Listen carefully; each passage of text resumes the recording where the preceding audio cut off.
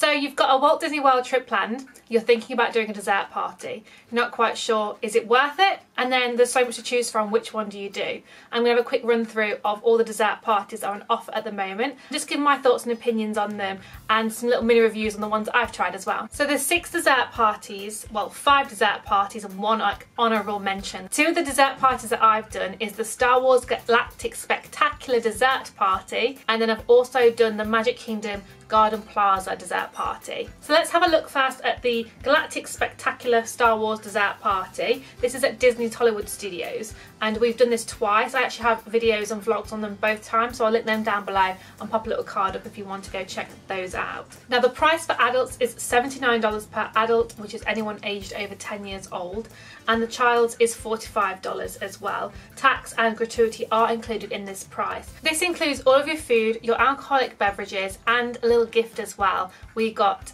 certain little Star Wars mugs when we went before, so you kind of get a little gift to take away with you. Soft drinks as well included, Coke, water, all different kinds of beverages for you. It first off starts, you meet at the launch bay, so you go on in and you check your name off with the person that's waiting there, the cast member. They give you a lanyard. Now you then can get to go into launch bay, you get to have photos with Chewie or Kylo Ren or BB-8, whoever's there at the time. You can feel free to go in and have a look and have those photos. There will be general public as well that will be around about at that time, but it's a great opportunity just before the party starts to kind of get you in the Star Wars mood and have a look at the memorabilia that's around the area as well. Then what you will do is you all start to line up before you go on in. It's normally around 7 or half 7, but the times do vary slightly, so just check that if you do go to book it.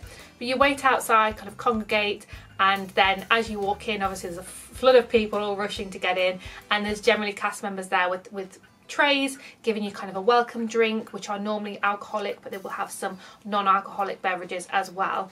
And then you get to walk in and you've got the food displayed and the drinks obviously, and then tables all dotted around that you can go and park up for a few hours. There will be some Star Wars characters as well roaming around. You've got some stormtroopers and then the little men with the little hood things on the eyes. I don't know what they're called, but they're quite cute, so they're walking around as well and you can grab photos with them. After all the desserts have been consumed, they will then walk you over to the private viewing area, which is just in front of the Chinese theatre. It is a segregated area that's just for people that have joined onto this dessert party, and it's prime viewing for the Star Wars projection and fireworks show as well. Now my personal opinion is that because the Star Wars dessert party is now so much projection and not as much fireworks, I think this is a really vital point to be able to really enjoy the show and get to see as much as you can. I feel if you're a little bit further back within the crowds and you can't see the Chinese theatre to see the projections, I think you're really missing out on the majority of the show, to be honest. Now there are actually 3 at the moment dessert parties at the Magic Kingdom.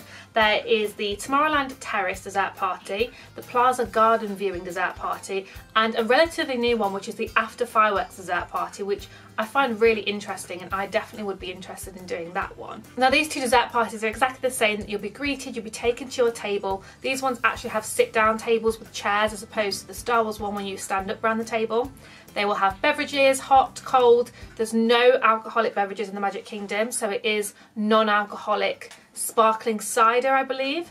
And then obviously you've got the choice of desserts as well. Now after your desserts, and when they take you to the private viewing location, it's exactly what it says in the description. So the Tomorrowland Terrace, you will view the fireworks from the Tomorrowland Terrace, and the Plaza Garden Viewing area you will view from the Plaza Garden Viewing area. Now I've obviously only personally done the Plaza Garden Viewing area, so I can't discuss the Tomorrowland Terrace as my point of view from being able to see the projections in the castle, but I can say that I really did enjoy the Plaza Garden Viewing area. We've done this twice now as well. It was busy, there was people, but it definitely was a lot more relaxed vibe as opposed to being in the thick of the crowds in front of the castle. You definitely felt like you could sit down, you had some space around you, and you weren't kind of like smushed like sardines. Now the other one at the Magic Kingdom that I mentioned is the After Fireworks dessert party. It's exactly the same except it's reversed. So you go and meet them for your private viewing location, and then they take you to your desserts afterwards. Now the reason I really like this idea is that it can be a little bit early to be kind of like stuffing your face with lots of desserts before the fireworks show.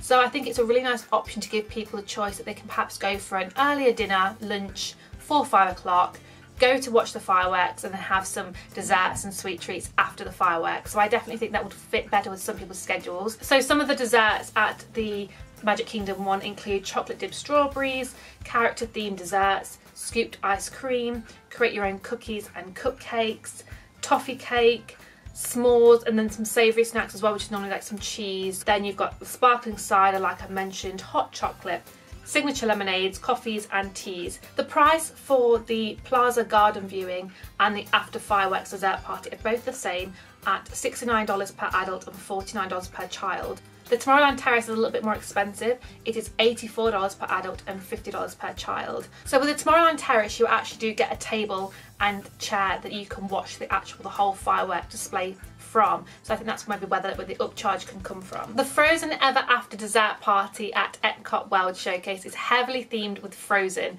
So that'd be great for any Frozen fan. There's lots of Olaf and themed cupcakes and desserts to have, so it looks really, really fun. Some of the desserts included for the Frozen themed are Elsa's Blue Velvet Cupcakes, Freeze Fries Salted Caramel Popcorn, Olaf's Warm Double Chocolate S'mores Pudding Cake, and lots more to choose from. There's also a mixture of non-alcoholic and summertime cocktails like margaritas and pina coladas, beer and wine. Admission price for the Frozen Ever After dessert party is $79 per adult and $47 per child. So the honorary mention I have today is the Fantasmic Dessert and VIP Viewing Experience. So it's just before you go into Fantasmic, you go and you collect your little box full of sweet treats that you have. So you've got your box with lots of little sweet treats and a VIP viewing area. Now the cost of this is $39 per adult and $19 per child. I think this is great value for money if you are going to Disney at a really, really busy time and you can't snag a fast pass for Fantasmic, or you've never seen it before and you want to do something a little bit extra special. It guarantees you a superb VIP viewing slot and a box that's full of lots of treats to keep you and your little ones entertained and amused whilst you're waiting for Fantasmic and when the show's going. Now you've paid so much for your Walt Disney World holiday as it is, and now we're talking about spending an additional $40 to $85 per person for a dessert party. Is it really worth it?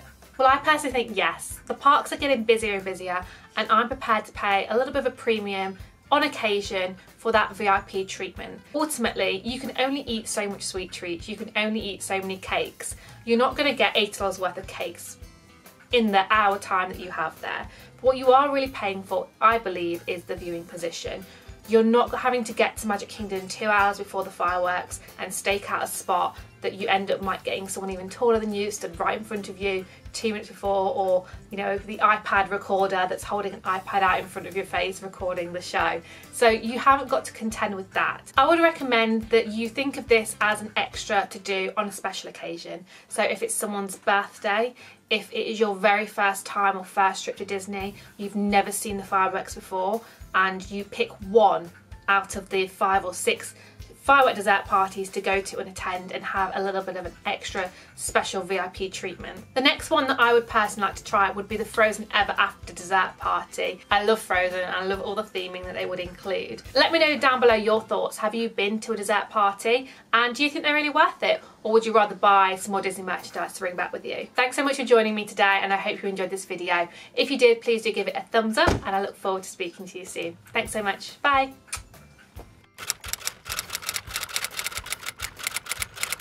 Now the Frozen Ever After dessert party at Epcot World Showcase is heavily themed Frozen and will be great for any big... Oh my goodness. It's not funny. No, it's not funny, Martin.